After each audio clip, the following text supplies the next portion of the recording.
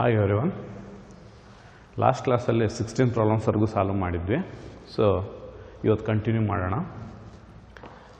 3 capacitors each of value 2 microfarad are given in how many ways you can connect them and find their effective capacitances in each case. Question simple ಇದೆ. 3 capacitors ಇದೆ, value ಎಷ್ಟಿದೆ? 2 microfarad ಇದೆ ಒಂದೊಂದ್ರದ್ದು. So ಅವನ್ನ ನಾವು ಎಷ್ಟು ರೀತಿಯಲ್ಲಿ connect ಮಾಡ್ಬೋದು ಮತ್ತು ಅದ್ರದ್ದು ಎಫೆಕ್ಟಿವ್ ಕೆಪಾಸಿಟನ್ಸಸ್ ಎಷ್ಟೆಷ್ಟಿರುತ್ತೆ ಕ್ಯಾಲ್ಕುಲೇಟ್ ಮಾಡಿ ಅಂತ ಹೇಳಿದ್ದಾರೆ. ಎಷ್ಟು ರೀತಿ ಕನೆಕ್ಟ್ ಮಾಡ್ಬೋದು ಅಂದರೆ, ಸಿಯರ್ 3 ಕೆಪಾಸಿಟರ್ಸ್ನ we can connect in series, ಒಂದು ಮೆಥಡು. ಇಲ್ಲ 3 ಪ್ಯಾರಲಲ್ ಆಗಿ 2 ಮೆಥಡು. ಇನ್ನು 2 ಸೀರೀಸಲ್ಲಿ ಇಡೋಣ,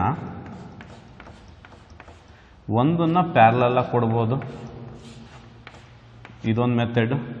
ಇಲ್ಲ 2 ಪ್ಯಾರಲಲ್ ಆಯ್ತಲ್ಲ, 2 ಸೀರೀಸಲ್ಲಿ ಆಯಿತು. ಸೊ 2 ಪ್ಯಾರಲಲ್ಲಾಗಿ ಕೊಡೋಣ, ಇವೆರಡಕ್ಕೆ 1 ಸೀರೀಸಾಗಿ ಕೊಡೋಣ.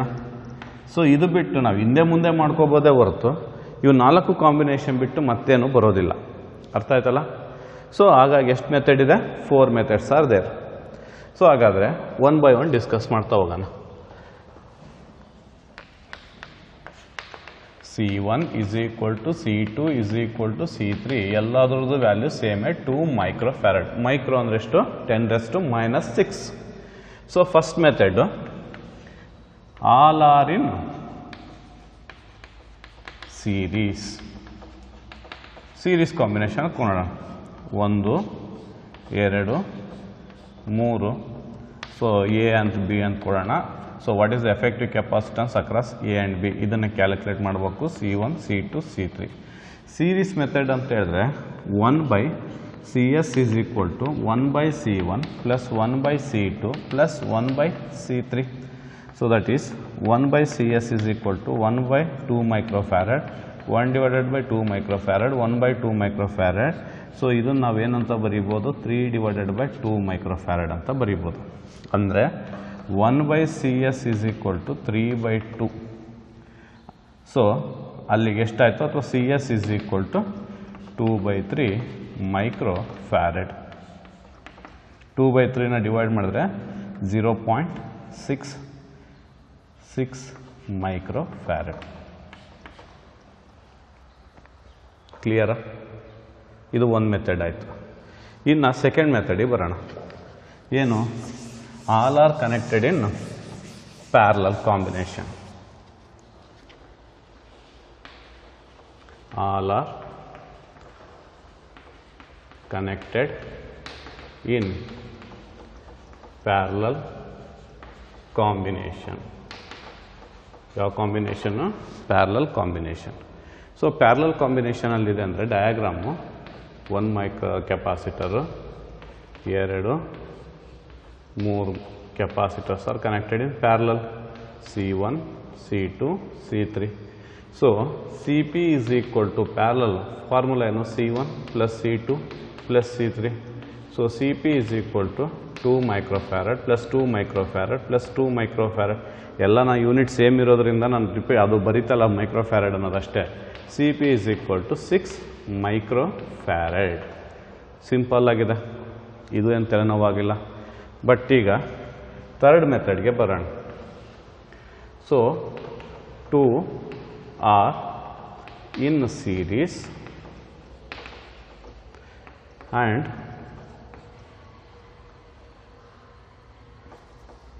With that 1 in parallel. 2 series combination, ಅದಕ್ಕೆ 2ಕ್ಕೆ 1 ಪ್ಯಾರಲಲ್ ಆಗಿದೆ. ಅಂದರೆ ಡಯಾಗ್ರಾಮು ಈ ರೀತಿ ಬರುತ್ತೆ. C1 C2 C3. ಇವೆರಡು ಸೀರೀಸ್ ಕಾಂಬಿನೇಷನಲ್ಲಿದೆ ಅಂದಾಗ 1/CS is equal to 1/C1 plus 1/C2.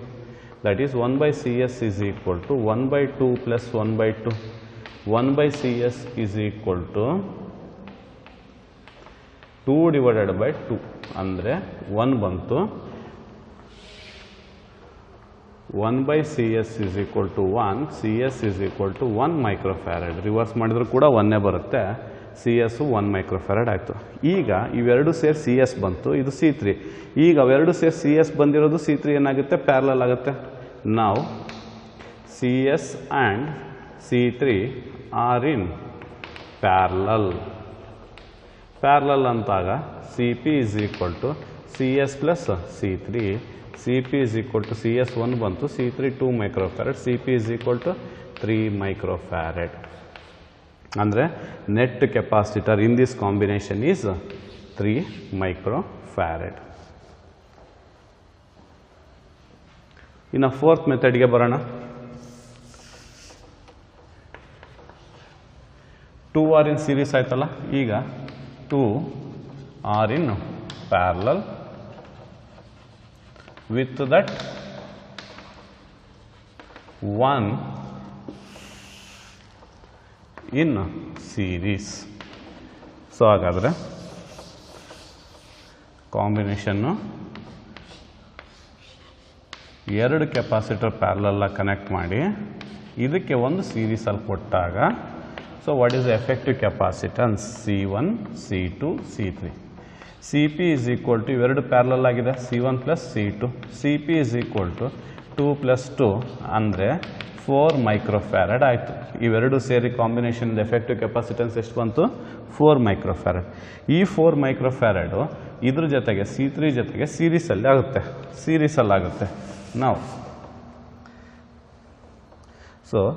ನಾವು effective capacitance CP and C3 are in series. So series combination ಅಲ್ಲಿ 1 by CS is equal to 1 by CP plus 1 by C3. 1 by CS is equal to CP ಎಷ್ಟಿದೆ, 4 ಇದೆ, plus C3 ಎಷ್ಟಿದೆ, 2 ಇದೆ. So CS is equal to LCM ತೆಗಿಬೋದಾ, so that is 4 2s are 8, 2 plus 4 ಅಂದರೆ 6 by 8 ಆಗುತ್ತೆ. 2 3s are 2 4s are. So 1 by CS is equal to 3 by 4. So CS is equal to 4 by 3 microfarad.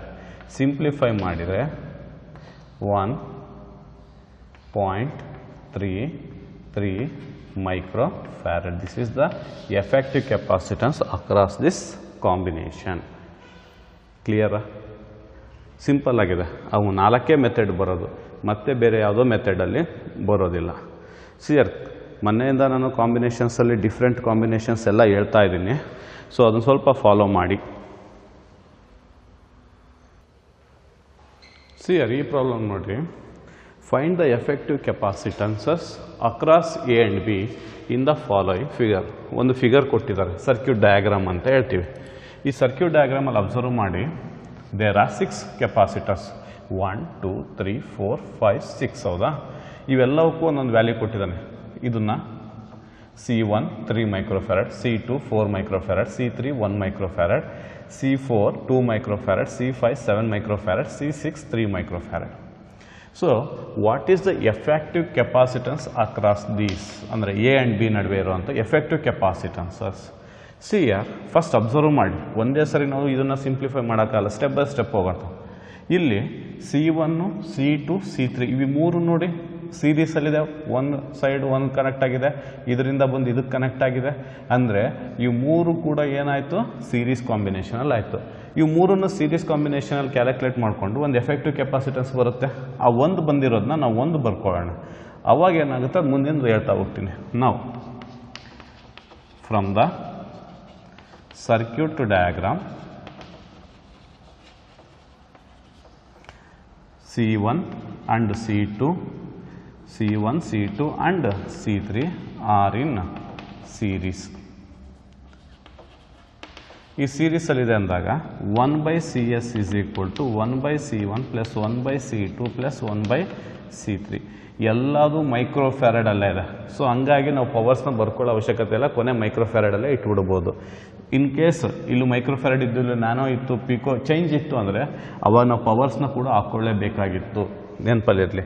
1 by CS is equal to 1 by C1 ಎಷ್ಟಪ್ಪ, 3, 1 by C2 1 by 4, C3 1 by 1. So LCM ತೆಗೆಯೋಣ. 3 4s 12, 12 ಅಂದರೆ 4 plus 3 plus 12 ಹೌದಾ. So ಅಲ್ಲಿಗೆ ಎಷ್ಟಾಯಿತು 1 by CS is equal to 12 plus 3 15, 15 plus 4 19. So that is 19 divided by 12 ಆಯಿತು. So microfarad sorry ಆಯಿತಾ. CS is equal to 12 divided by 19 microfarad. 12 divided by 19 microfarad. ಇದನ್ನು simplify ಮಾಡೋರ ಇಟ್ಕೊಳ್ಳಿ, ಇಲ್ಲ ಹಿಂಗೆ ಇಟ್ಕೊಂಡ್ರೂ ನಡೆಯುತ್ತೆ. ಒಂದು ಇನ್ ಕೇಸ್ ನೆಕ್ಸ್ಟ್ ಏನು ಮಾಡೋಣ ಅಂದರೆ CS ಒಂದು ವ್ಯಾಲ್ಯೂ ಬಂತು. ಡಯಾಗ್ರಾಮ್ ಏನಾಗುತ್ತೆ, circuit diagram become circuit diagram ಏನಾಗುತ್ತೆ ಚೇಂಜ್ ಆಗುತ್ತೆ. ಅದನ್ನು ಬರಿತೀನಿ. ಎ ಹತ್ರನೇ ಇರಲಿ, ಒಂದು C4 ಇದೆ, ಇನ್ನು ಒಂದು 3 ಮೈಕ್ರೋಫ್ಯಾರಡ್ ಯಾವುದಿದು C6 ಇದೆ, ಇನ್ನು ಒಂದು C5 7 ಮೈಕ್ರೋಫ್ಯಾರಡ್ ಇದೆ, 2 ಮೈಕ್ರೋಫ್ಯಾರಡ್ ಇದೆ ಹೌದಾ. ಈಗ ಈ ಮೂರು ಸೇರಿ ಒಂದೇ ಎಫೆಕ್ಟಿವ್ ಕೆಪಾಸಿಟನ್ಸ್ ಆಯಿತು, ದಟ್ ಈಸ್ CS. CS ಎಷ್ಟು 12 ಡಿವೈಡೆಡ್ ಬೈ 19 ಮೈಕ್ರೋಫ್ಯಾರಡ್. ಕ್ಲಿಯರಾ. ಈಗ ಇವೆರಡು ನೋಡ್ರಿ ಪ್ಯಾರಲಲ್ ಆಗಿದೆ. ಪ್ಯಾರಲಲ್ ಆಗಿದೆ ಅಂದರೆ ಏನು ಮಾಡ್ತೀರಾ, from the circuit diagram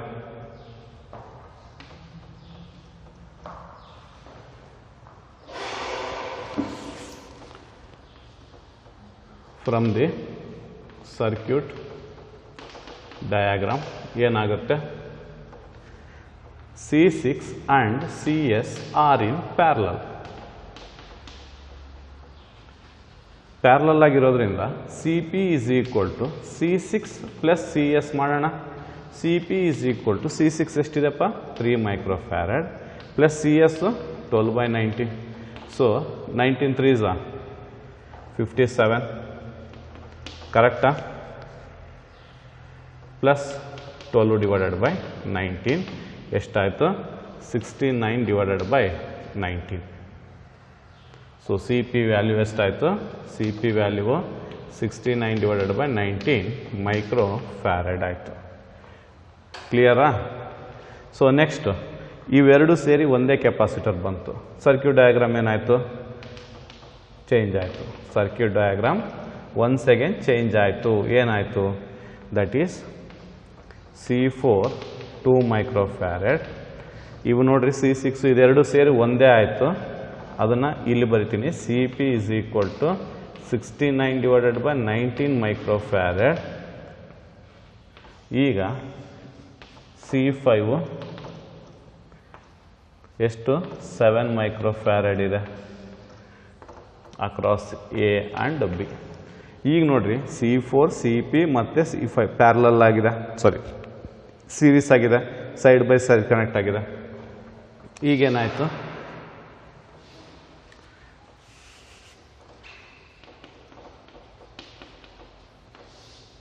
side by side 1 by CS is equal to 1 by C4 1 by CP plus 1 by C5. ಇದು ಆಲ್ರೆಡಿ ಒಂದ್ಸರಿ CS ಅಂತ ಯೂಸ್ ಮಾಡಿ ಕನ್ಫ್ಯೂಸ್ ಆಗಬೇಡ್ರಿ. CS ಬೇಕಾದ್ರೆ ಡ್ಯಾಶ್ ಅನ್ನೋಣ ಇದನ್ನು. 1 by CS dash is equal to 1 by C4 value 2, CP value ಎಷ್ಟಿದೆ 69 divided by 19 ಅಂದರೆ ಇದು ಡಿನಾಮಿನೇಟ್ರಲ್ಲಿ ಮೇಲ್ಗಡೆ ಕಳಿಸ್ಬೋದು. ಸೊ 19 by 69 ಪ್ಲಸ್ ಇನ್ನು ಒಂದು 7. ಕ್ಲಿಯರಾ. ಈಗ ಇದನ್ನ LCM ತೆಗಿಬೋದಾ, 1 by CS dash is equal to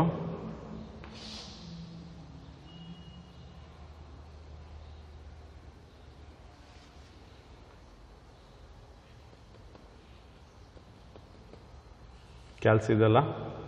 so simplify ಮಾಡ್ತೀರಾ, 69 2 ಅಪ್ರಾಕ್ಸಿಮೇಟ್ಲಿ ನಾನು ಬರೀತೀನಿ. 1 by 2 ಅಂದರೆ 0.5 ಪ್ಲಸ್ 0.1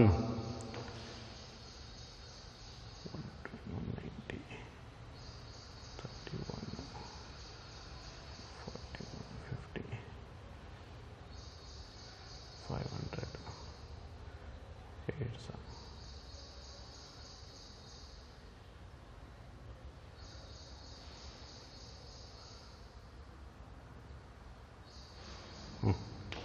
0.17 ಸಮಥಿಂಗ್ ಬರುತ್ತೆ ಪ್ಲಸ್ 0.14 ಬರುತ್ತೆ. ಸೊ ಇದು 1/CS ಆಯಿತು. ಈಗ ಎಷ್ಟು ಬರುತ್ತೆ ನೋಡಿರಿ, 0.14 ಪ್ಲಸ್ 0.17 ಅಂದರೆ ಅಲ್ಲಿಗೆ 0.31, 0.31 0.5 ಅಂದರೆ 1/CS dash is equal to 0.14, 0.17, 0.31, 0.31 plus 0.5 0.81 ಬರುತ್ತೆ. CS dash is equal to 1/0.81 microfarad. ಇದನ್ನು ಸಿಂಪ್ಲಿಫೈ ಮಾಡಿ ಹೇಳ್ತೀರಾ, ಆನ್ಸರು ಕಳಿಸ್ತಿರತ್ತಾನೆ. ಸೊ ಇದು ಯಾವ ಪ್ರಾಬ್ಲಮ್, 18th ಪ್ರಾಬ್ಲಮ್ಮು. ಸಿಯರ್ ಇವು ಆ್ಯಕ್ಚುಲಿ ಇಷ್ಟೊಂದು ಕಾಂಬಿನೇಷನ್ ಏನಕ್ಕೆ ಮಾಡಿಸ್ತಾ ಇದ್ದೀನಿ ಅಂದರೆ, ಒಂದು CET ಮತ್ತು ನೀಟಲ್ಲಿ ಈ ಥರದ ಕ್ವಶನ್ಸ್ ಭಾಳ ಇರುತ್ತೆ. CET ಮತ್ತು ನೀಟ್ಗೆ ಈ ಥರದ ಕ್ವಶನ್ಸ್ ಕಾಂಬಿನೇಷನ್ಸ್ ಮೇಲೆ ಭಾಳ ಇರುತ್ತೆ. ಇನ್ನೂ ಒಂದು ನೀವು ರೆಗ್ಯುಲರ್ ಕ್ಲಾಸಸ್ಸಲ್ಲಿ ಬಂದಿದ್ರೆ ನಾ ಇಲ್ಲಿ ಅದು ಇದು ಎಕ್ಸಾಂಪಲ್ಸು ಮಾಡಿಸ್ತಾ ಏನಾರು ಮಾಡ್ಬೋದಿತ್ತು.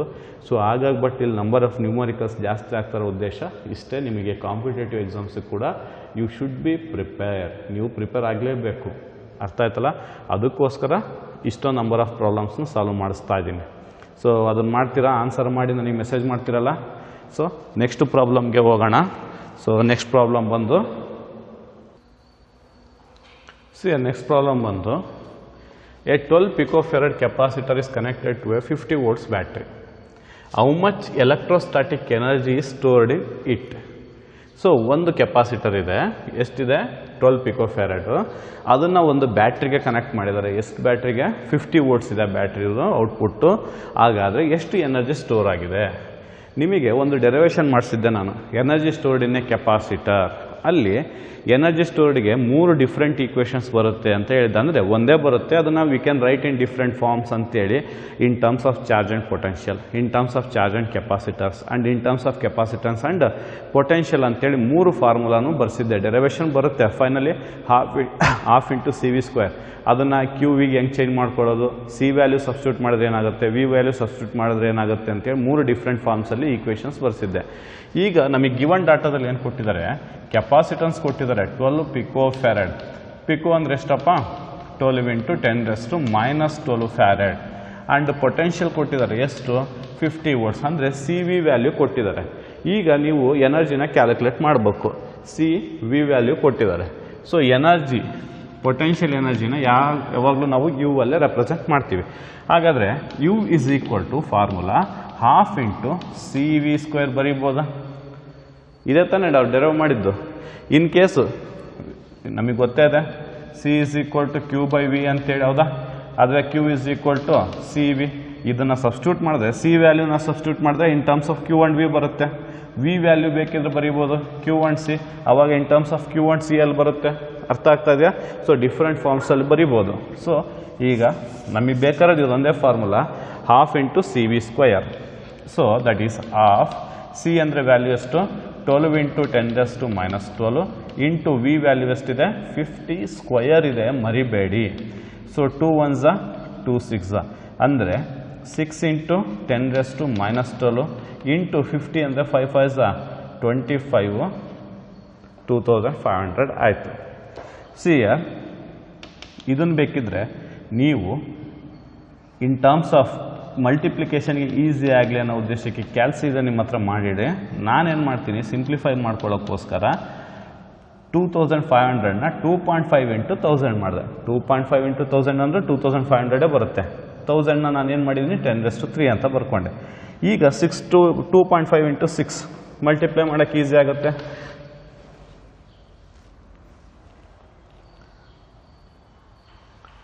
ಎಷ್ಟಾಯಿತು? That is 15. 2.5 × 6 ಅಂತ ಹೇಳಿದ್ರೆ 6 5s 30, 0 3 carry over, 6 2s 12 + 3 12 + 3 15. 15 into 10⁻⁻12 ಅಲ್ಲಿ +3 ಹೋಯಿತು ಅಂದರೆ 10⁻⁹. So joules. So this is the answer. That is the potential energy stored in a capacitor is 15 × 10⁻⁹ joules. Unit ಜೌಲಲ್ಲಿರುತ್ತೆ, ಜೌಲ್ ಬರಿಬೋದು. ಈ ಸ್ಟಾರು ಬರೀರಿ. ಇಲ್ಲ 150 ಇಂಟು 10⁻⁻10 ಜೌಲ್ಸ್ ಆದ್ರೂ ಬರೀರಿ. ಇಲ್ಲ ಹೆಂಗೂ ಇಲ್ಲಿ ಪಿಕೋ ಇದೆ, ಪಿಕೋ ಇರೋದ್ರಿಂದ ಇನ್ ಟರ್ಮ್ಸ್ ಆಫ್ 12 ಕೂಡ ಇಡ್ಬೋದು. 12 ಇಡೋಕೆ ಹೆಂಗಾಗುತ್ತೆ CR ಇಲ್ಲಿ 3 ಜಾಸ್ತಿ ಆಗಬೇಕು, 3 0 ಹಾಕ್ರಿ ಇಂಟು 10⁻12 ಜೌಲ್ಸ್. ನೀವು ಆನ್ಸರ್ ಮಾಡಿದ್ರು ಇಷ್ಟೇ ಬರುತ್ತೆ ನೋಡ್ರಿ. ಕ್ಲಿಯರಾ? ಬರ್ಕೋತೀರಾ? ಇದು ಬರ್ಕೊಡ್ರಿ. ನೆಕ್ಸ್ಟ್ ಪ್ರಾಬ್ಲಮ್ ಹೇಳ್ತೀನಿ. ಸ್ವಲ್ಪ ಈ ಪ್ರಾಬ್ಲಮ್ ನೋಡ್ರಿ, ಸ್ವಲ್ಪ ಡಿಫಿಕಲ್ಟ್ ಅನಿಸುತ್ತೆ. ಆಮೇಲೆ ಎಕ್ಸಾಮ್ ಪಾಯಿಂಟ್ ಆಫ್ ವ್ಯೂ ಇದು ಇಂಪಾರ್ಟೆಂಟ್. ಯಾಕಂದರೆ ಎಕ್ಸಾಮಿಗೆ ಈ ಥರದ ಪ್ರಾಬ್ಲಮ್ಸು ಭಾಳ ಸರಿ ಕೊಟ್ಟಿದ್ದಾರೆ.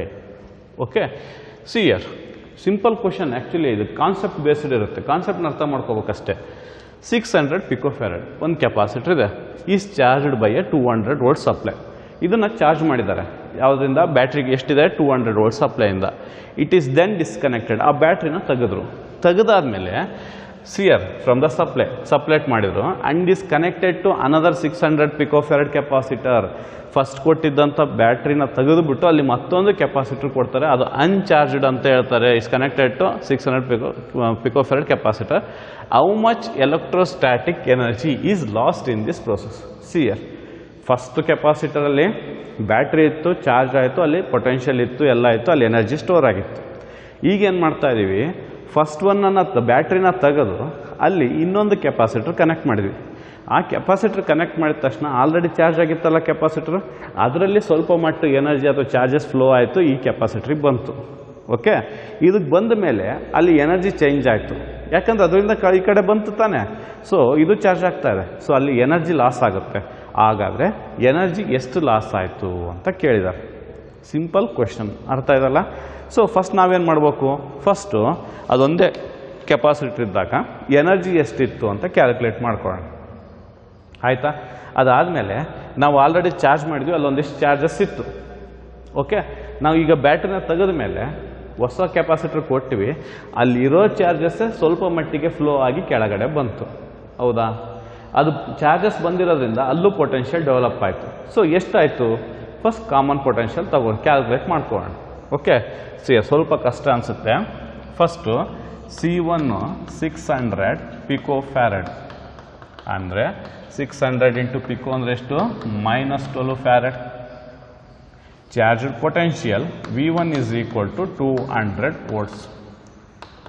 ಆಯಿತಾ? ಇನ್ನು C2 ಎಷ್ಟಿದೆ? ಅದು ಕೂಡ 600 ಪಿಕೋಫ್ಯಾರಡೇ ಇದೆ. ಸೊ V2 ಕನೆಕ್ಟ್ ಮಾಡಿಲ್ಲ, ಇದ್ರಾಗಿರೋದೇ ಇದಕ್ಕೆ ಬರುತ್ತೆ. ಓಕೆ, ಸೊ V2 ಬಗ್ಗೆ ಮಾತಾಡೋದೇ ಬೇಡ, ಮತ್ತೆ ಕನ್ಫ್ಯೂಷನ್ ಯಾಕೆ? ಕ್ಲಿಯರಾ? ಸೊ ಈಗೇನು ಮಾಡೋಣ? See here initially first case, in first case ಏನಾಯಿತು? ಎನರ್ಜಿ ಸ್ಟೋರ್ಡ್ ಆಗುತ್ತೆ. ಎಷ್ಟಾಯಿತು? That energy is equal to, ಇದನ್ನು U1 ಅಂತ ಹೇಳೋಣ, half into C1 V1 square. U1 is equal to half into, what is the value of C1? 600 into 10⁻12 into V1 ಎಷ್ಟಿದೆ? 200 ಇದೆ, 200 whole square. 2 1s 2 300s, that is U1 is equal to 300 into 10⁻12. 200ನ square ಮಾಡಿದರೆ 40,000 ಬರುತ್ತೆ. So ಈಗ 3 4s 12, U1 is equal to 12. ಎಷ್ಟು zeros? 1 2 3 4 5 6 zeros ಹಾಕಿ. 1 2 3 4 5 6 zeros ಆಯಿತು. Into 10⁻12 joules. ಇದು ಇನಿಷಿಯಲಿ ಒಂದೇ ಕೆಪಾಸಿಟರ್ನ ಚಾರ್ಜ್ ಮಾಡಿದಾಗ ಬಂದಂಥ ಎನರ್ಜಿ. ಈಗ ಬ್ಯಾಟ್ರಿನ ತೆಗೆದ್ವಿ. ಬ್ಯಾಟ್ರಿ ತೆಗೆದ್ಮೇಲೆ after replacing battery with capacitor of capacitance ಎಷ್ಟು?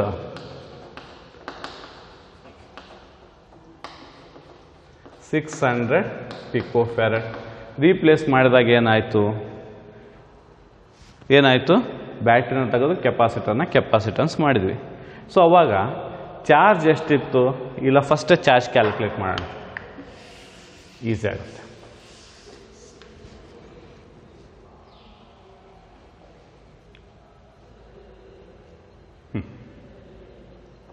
The net charge after replacing capacitor, battery with capacitor, the net charge is ಎಷ್ಟು ನೆಟ್ ಚಾರ್ಜ್ ಅಂದರೆ Q is equal to Q1 plus Q2. First ಕೆಪಾಸಿಟ್ರಲ್ಲಿ Q1, second ಕೆಪಾಸಿಟ್ರಲ್ಲಿ Q2. So ಹೆಂಗೆ calculate ಮಾಡ್ತೀರಾ? So ನಮಗೆ ಗೊತ್ತಿದೆ Q1ಗೆ ಫಾರ್ಮುಲಾ ಅಥವಾ C is equal to Q by V ನಿಮಗೆ ಗೊತ್ತೇ ಇದೆ ಹೌದಾ? Q is equal to ಏನು ಬರಿತೀವಿ? C1 V1 ಬರಿಬೋದಾ? Q1 is equal to C1 V1 ಅಂದರೆ Q2 is equal to C2 V2 ಅದನ್ನು ಬರೆದ್ರೆ ಆಯಿತು. That is C1 V1 plus C2 V2. But ನಾನು ಹೇಳಿದೆ V2 ಇಲ್ಲಿ ಅಪ್ಲೈ ಮಾಡಿಲ್ಲ ಅಂದರೆ ಎಷ್ಟಾಯಿತು? 0 ವೋಲ್ಟ್ಸು. ಸೊ ಹಾಗಾಗಿ 0 ಇಂಟು ಎನಿಥಿಂಗ್ 0ನೇ, ಇರೋ ಚಾರ್ಜಸ್ ಇಷ್ಟೇ, C1 V1 ಅಷ್ಟೇ ಬರುತ್ತೆ. Q is equal to C1 ಎಷ್ಟಿದೆಪ್ಪ? 600 into 10⁻⁻12 into 200. So 6 2s 12. Q is equal to 12. 1 2 3 4 zeros hockey into 10⁻⁻12 coulomb. This is the total charge in the combination. ಈಗ ಅಲ್ಲಿ ನಾವು battery ತೆಗೆದ ಮೇಲೆ capacitor ಏನಾಗಿರುತ್ತೆ? ದ ಸರ್ಕ್ಯೂಟ್ ಏನಾಯಿತು? Circuit initially ಒಂದು capacitor C1, ಈಗ battery ತೆಗೆದು C2ನ ಕನೆಕ್ಟ್ ಮಾಡಿದ್ವಿ ಅಂದರೆ ಈ ಥರ ಪ್ಯಾರಲಲ್ ಕಾಂಬಿನೇಷನ್ ಆಯಿತು. So what is effective capacitance? Effective capacitance ಎಷ್ಟಾಯಿತು? Effective capacitance CP is equal to C1 plus C2. CP is equal to 600 plus 600, that is CP is equal to 1200 picofarad. ಹೌದಾ? ಈಗ ನಮಗೆ ಕಾಂಬಿನೇಷನಲ್ಲಿ parallel ಆಗಿರೋದ್ರಿಂದ potential ಏನಾಗಿರುತ್ತೆ? ಇಲ್ಲಿ ಎಷ್ಟು potential ಇರುತ್ತೋ ಇಲ್ಲೂ ಅಷ್ಟೇ ಇರುತ್ತೆ. ಹೌದಾ? ಸೊ ಹಾಗಾದರೆ ಈಗ potential in the combination, potential in the combination, potential in the combination ಎಷ್ಟಾಯಿತು? That is see here V is equal to ನಾ ಆಲ್ರೆಡಿ ಬರ್ತಿದ್ನಲ್ಲ, C is equal to Q by V formula. V is equal to ಏನಾಯಿತು? Q divided by C. ಹೌದಾ? That is V is equal to total charge divided by total capacitance. ಕಾಂಬಿನೇಷನಲ್ಲಿ ಎಷ್ಟಿದೆ? That is CP. Charge ಎಷ್ಟಿದೆ? Charge value ಬರೆಯೋಣ. 12 into 4 zeros into 10⁻⁻12 and capacitance in the combination ಎಷ್ಟು?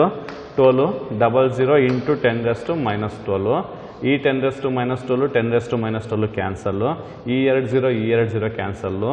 12 1s CR, ಇಲ್ಲಿ 1200 ಇದೆ, ಇಲ್ಲಿ ಬರೀ 12 ಇದೆ ಅಂದರೆ 100.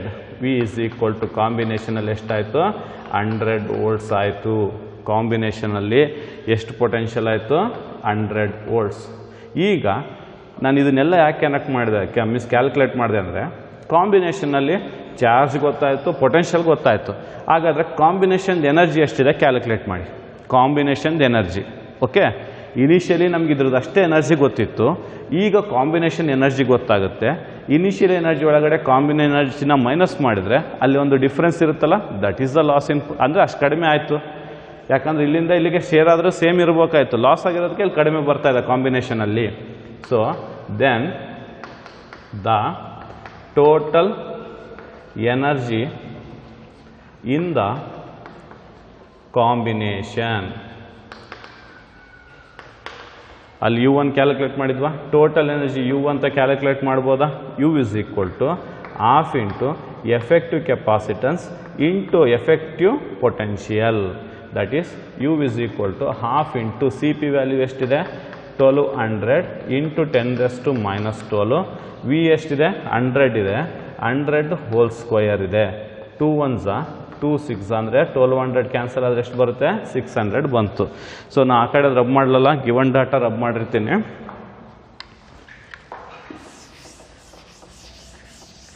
ಓಕೆ ಸಿ ಇಯರ್ ಎಷ್ಟು ಬಂತೀಗ U is equal to 600 into 10⁻⁻12 100 square so 10,000 ಆಯಿತು ಆಯಿತಾ. ಸೊ ಈಗ ನೋಡಿರಿ ಯು ಇಸ್ ಈಕ್ವಲ್ ಟು 10,000 ಇದನ್ನು ಬೇಕಿದ್ರೆ 10,000 ಇಂಟು 600 6 1 6 1 2 3 4 5 6 zeros ಬರುತ್ತೆ 1 2 3 4 5 6 ಇಂಟು 10⁻12 ಜೌಲ್ಸ್. ಇದು ಟೋಟಲ್ ಎನರ್ಜಿಯಿಂದ ಕಾಂಬಿನೇಷನ್ ಹೌದಾ. ಹಾಗಾದರೆ ಚೇಂಜ್ ಇನ್ ಎನರ್ಜಿ ಅಥವಾ loss in energy is equal to initial energy minus final energy. ಈಗ ಕ್ಯಾಲ್ಕುಲೇಟ್ ಮಾಡಿದ ಉದ್ದೇಶ ಗೊತ್ತಾಯ್ತು ಅಂದ್ಕೋತೀನಿ. So that is initial energy ಎಷ್ಟಿತ್ತು U1 ಎಲ್ಲ ಕ್ಯಾಲ್ಕುಲೇಟ್ ಮಾಡಿದ್ವಲ್ಲ 12 6 zeros 3 4 5 6 ಇಂಟು 10⁻12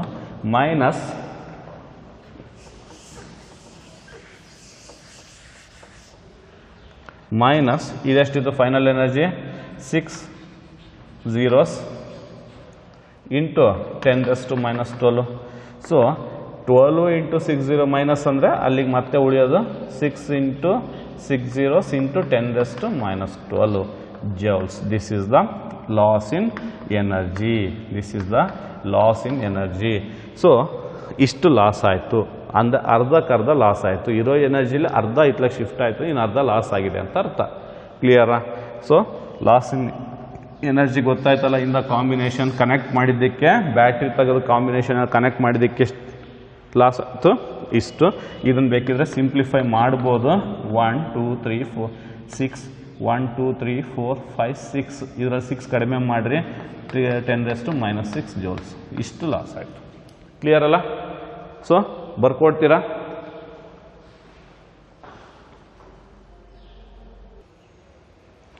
ನೆಕ್ಸ್ಟ್ ಪ್ರಾಬ್ಲಮ್ ನೋಡ್ರಿ. Calculate the effective capacitance across the following A and B in the following figure. ಇಲ್ಲೊಂದು ಡಯಾಗ್ರಾಮ್ ಕೊಟ್ಟಿದ್ದಾರೆ ನೋಡ್ರಿ.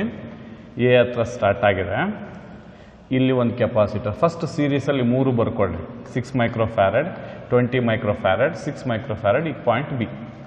ಇನ್ನು ಇಲ್ಲಿಂದ ಒಂದು ಕೆಪಾಸಿಟರ್ 6 ಮೈಕ್ರೋಫ್ಯಾರಡ್ ಬಂದು ಆಫ್ಟರ್ 2 ಕೆಪಾಸಿಟರ್ಸ್ ಆದಮೇಲೆ ಕನೆಕ್ಟ್ ಮಾಡಿ. ಈ ಕಡೆಯಿಂದನೂ ಅಷ್ಟೇ ಬಿ ಇಂದನೂ ಎಂಡಿಗೆ ಬಂದು ಒಂದು 6 ಮೈಕ್ರೋಫ್ಯಾರಡ್ನ ತೊಗೊಂಡು ಈ ಕಡೆಯಿಂದ 2 ಕೆಪಾಸಿಟರ್ ಆದಮೇಲೆ ಕನೆಕ್ಟ್ ಮಾಡಿ. ಓಕೆ ಸಿ ಈ ಡಯಾಗ್ರಾಮ್ ಹೆಂಗಿದೆಪ್ಪ ಅಂದರೆ ಇದನ್ನು ಇಟ್ಕೊಂಡು ಎ ಆ್ಯಂಡ್ ಬಿನ ಇಟ್ಕೊಂಡು ಸ್ಟ್ರೆಚ್ ಮಾಡಿ ಎಳೀರಿ. ಎಳೆದಾಗ ಏನಾಗುತ್ತೆ ಸಿ ಇಲ್ಲಿ ಡಯಾಗ್ರಾಮ್ ನೋಡ್ರಿ. Rewrite this diagram. We can rewrite the circuit diagram. ಯಾವ ರೀತಿ ಬರೀಬೋದು ಸಿ ಎ ಆಯಿತಾ. ಎ ಹತ್ರ ಬಂದಿದ್ದು ಮೇಲ್ಗಡೆ ಒಂದು ಕೆಪಾಸಿಟರ್ ಹೋಯ್ತು.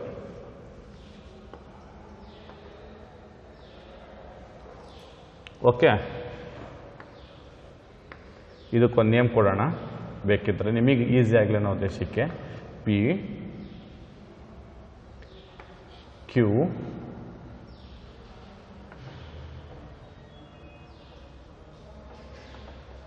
R S.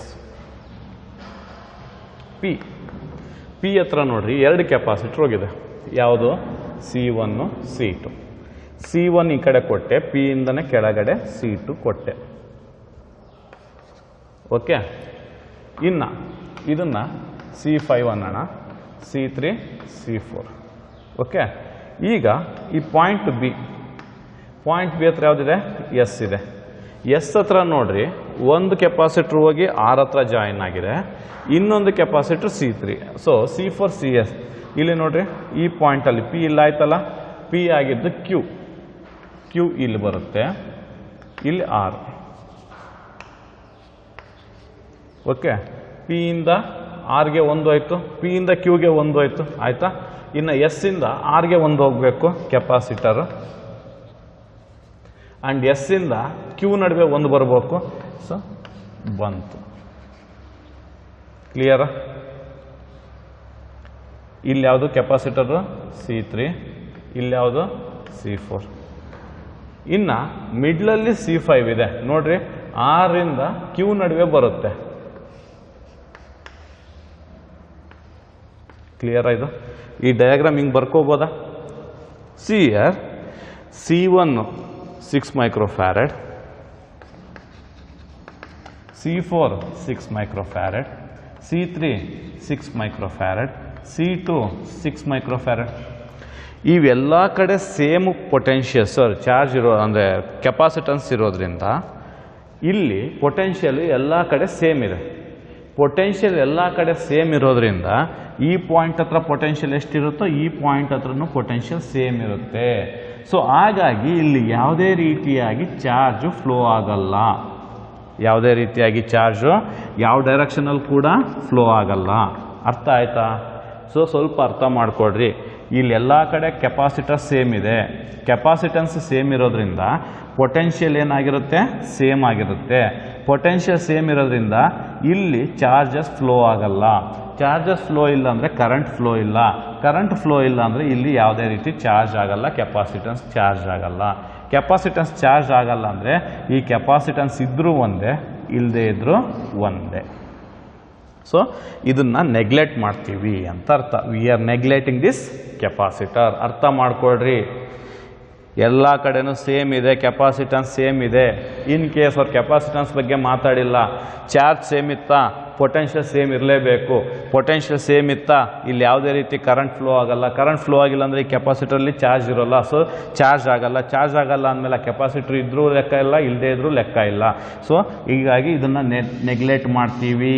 We are neglecting this combination. ಅಂದರೆ ಈ ಕಾಂಬಿನೇಷನ್, ಈ ಸರ್ಕ್ಯೂಟನ್ನು ತೆಗೆದುಬಿಟ್ಟೆ. ಈಗೇನಾಯಿತು?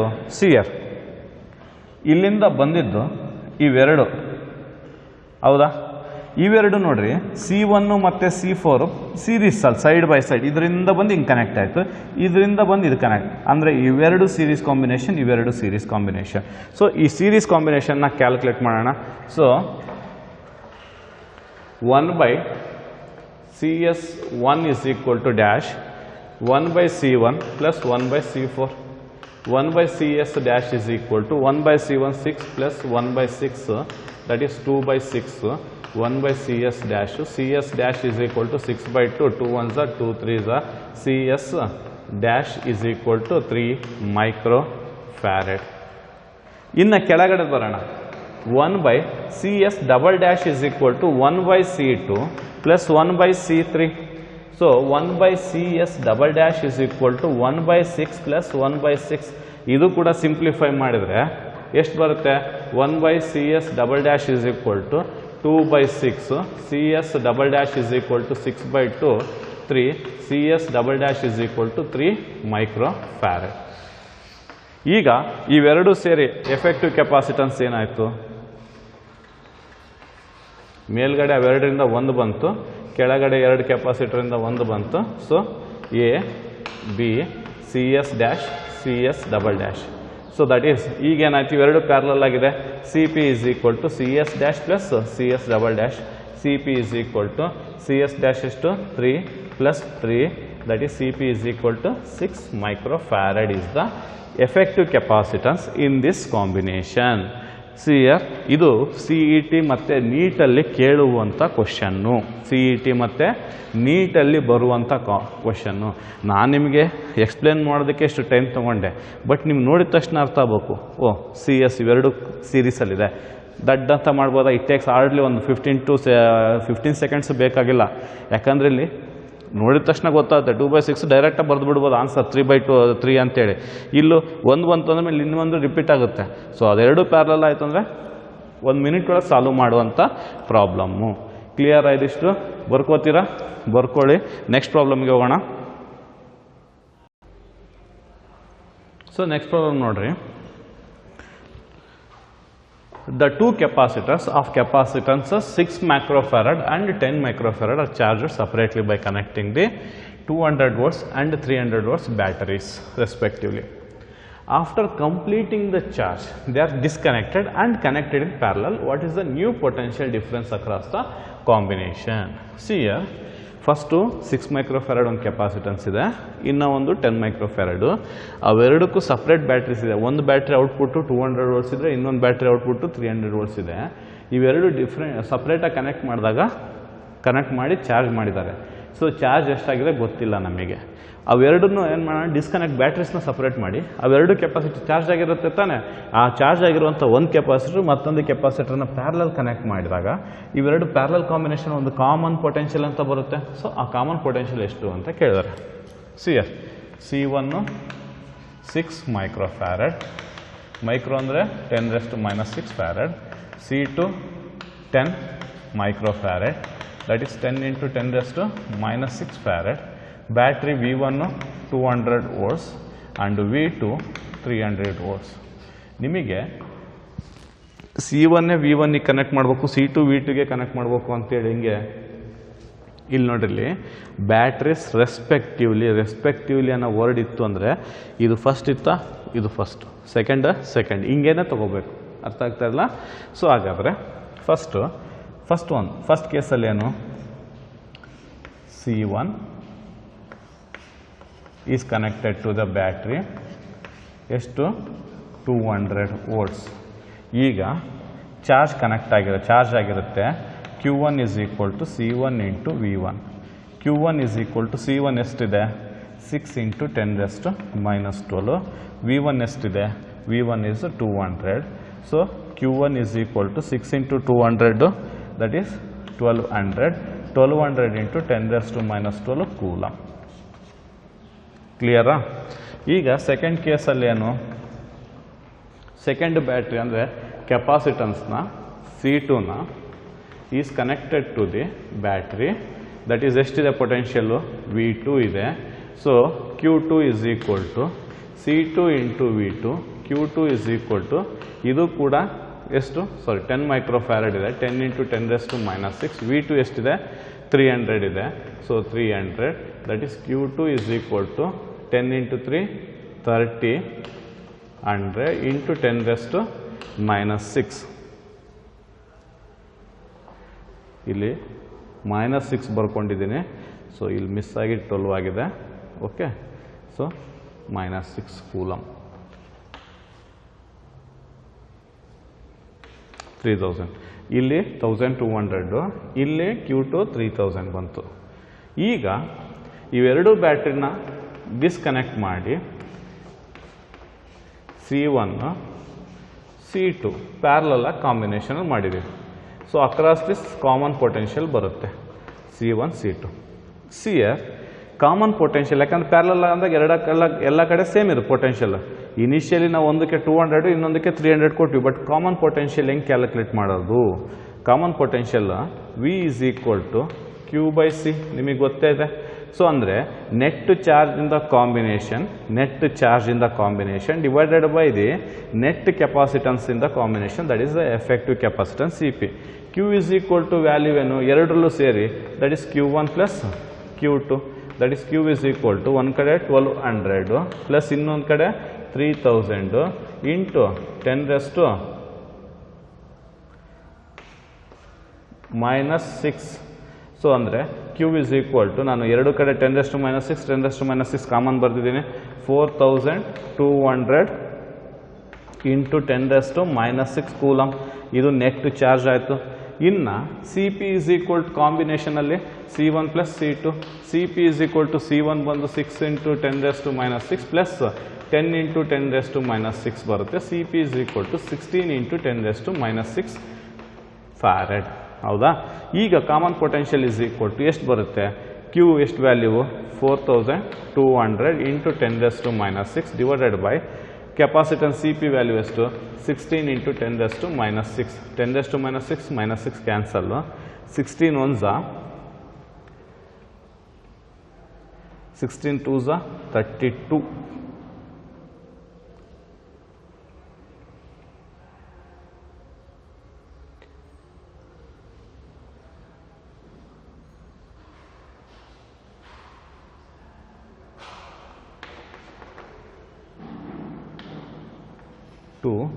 ಇನ್ನು 10 ಉಳಿತು, 0.100.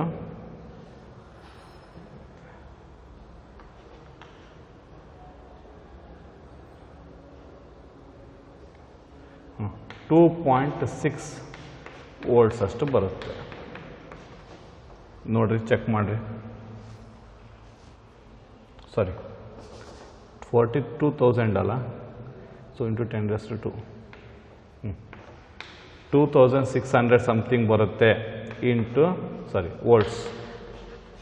2600 ವೋಲ್ಟ್ಸ್ ಅಷ್ಟು ಬರುತ್ತೆ.